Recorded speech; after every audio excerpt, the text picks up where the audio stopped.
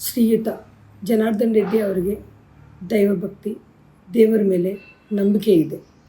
ಅವರು ಯಾವತ್ತೂ ಹೋರಾಟಗಾರರು. ಅವರ ಜೀವನವೇ ಒಂದು ಹೋರಾಟ. ಅವರು ಸಾರ್ವಜನಿಕ ಜೀವನದಲ್ಲಿ ಯಾರಿಗೂ ಮೋಸ ಮಾಡಿಲ್ಲ, ಜಾತಿ ರಾಜಕಾರಣ ಮಾಡಿಲ್ಲ.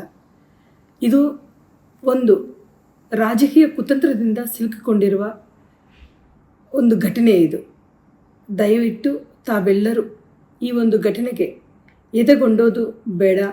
ನಾವು ನನ್ನ ಮಕ್ಕಳು ಜನಾರ್ದನ್ ರೆಡ್ಡಿ ಅವರ ನೆರಳಲ್ಲಿ ಬೆಳೆದಿದ್ದೀವಿ.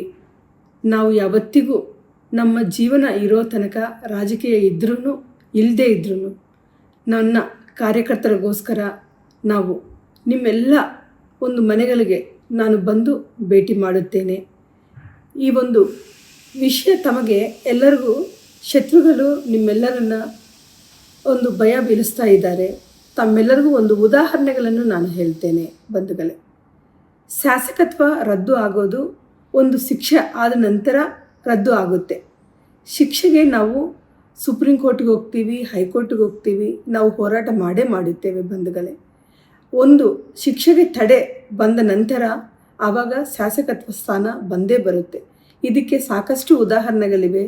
ಶ್ರೀಯುತ ರಾಹುಲ್ ಗಾಂಧಿ ಅವರಿಗೆ ಒಂದು ಪ್ರಕರಣದಲ್ಲಿ ಶಿಕ್ಷೆ ಪ್ರಕಟಣೆ ಆಗುತ್ತೆ. ತಕ್ಷಣವೇ ಲೋಕಸಭಾ ಸದಸ್ಯತ್ವದಿಂದ ಅವರು ಅನರ್ಹರಂತ ಬರುತ್ತೆ. ಆದರೆ ಅವರಿಗೆ 5 ತಿಂಗಳ ಅನಂತರ ಸುಪ್ರೀಂ ಕೋರ್ಟು ಶಿಕ್ಷೆಗೆ ತಡೆ ನೀಡುತ್ತೆ. ಆದ ಮೇಲೆ ಅವರ ಸಂಸದರ ಸದಸ್ಯತ್ವ ವಾಪಸ್ ಬರುತ್ತೆ. ಇನ್ನೊಂದು, ನಾವು ಮೊನ್ನೆ ತಮಿಳುನಾಡಿನಲ್ಲಿ ಪೊನ್ನುಮೊಡಿ MLA ಅವರು ಒಂದು ಕೇಸ್ನಲ್ಲಿ ಶಿಕ್ಷೆ ಆಗುತ್ತೆ, ಶಾಸಕ ಸ್ಥಾನ ರದ್ದು ಆಗುತ್ತೆ. ಆದರೆ ಅವರಿಗೆ 3 ತಿಂಗಳ ಅನಂತರ ಮತ್ತೆ ಅವರಿಗೆ ಸುಪ್ರೀಂ ಕೋರ್ಟ್ನಲ್ಲಿ ತಡೆ ಬರುತ್ತೆ. ಆ ನಂತರ ಅವರು ಶಾಸಕ ಸ್ಥಾನ ಬಂದು ಅವರು ಉನ್ನತ ಶಿಕ್ಷಣ ಸಚಿವರು ಆಗಿದ್ದಾರೆ ಬಂಧುಗಳೇ.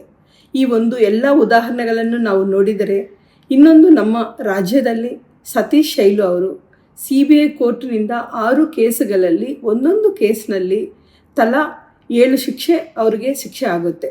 ಆದರೆ ಅವರಿಗೆ 1 ತಿಂಗಳ ನಂತರ ಹೈಕೋರ್ಟ್ನಿಂದ ತಡೆ ಆಗಿ ಅವರಿಗೆ ಮತ್ತೆ ಶಾಸಕತ್ವ ಸ್ಥಾನ ವಾಪಸ್ ಬಂದಿದೆ.